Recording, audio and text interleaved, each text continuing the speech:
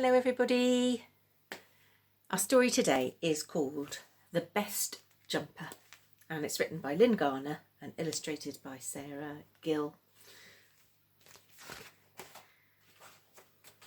Here we go, The Best Jumper. It was Spindle's birthday. He was very excited as he opened his presents.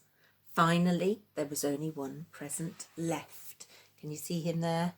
Opening his presents, all the wrapping paper all over the floor.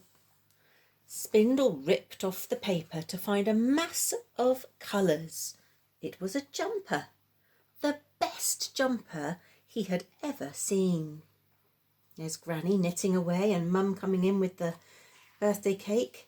"Thank you, Grandma," he said, putting it on. "It fits perfectly." After breakfast, Spindle and his brother and sister sailed his new boat on the pond. Spindle's warm, snuggly jumper kept out the chill. Look at the picture there. You see their little boat? I think it's made of a walnut shell and a leaf. Little leaves here, look. Spindle loved wearing his jumper. He wore it all the time. And even when it was too hot to wear, he always took it with him, just in case. He tied it round his waist.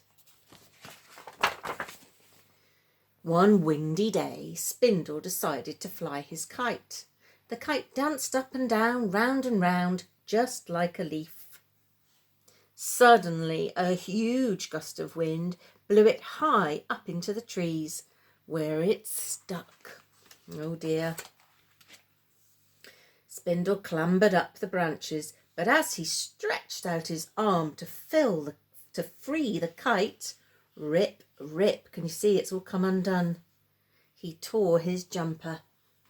Spindle ran indoors. "Mama, there's a hole in my best jumper," he cried. "Don't worry, dear," Mama said as she fetched her sewing box. Good old Mum. Mama often insisted on washing Spindle's jumper. It always smelled a bit funny the next day, but it soon got back to normal.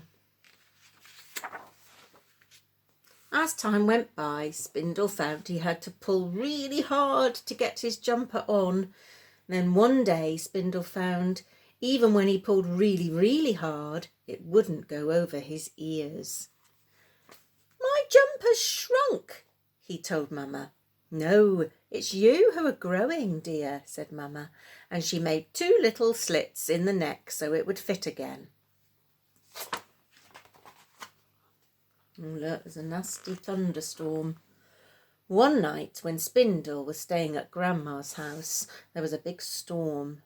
The thunder crashed and the lightning flashed. Poor Spindle didn't want to wake Grandma, so he cuddled his jumper instead. Can you see? Looking very worried.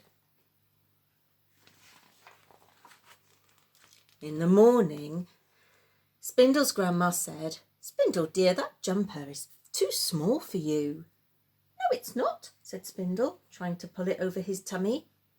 But he let Grandma add some material to the bottom and the cuffs.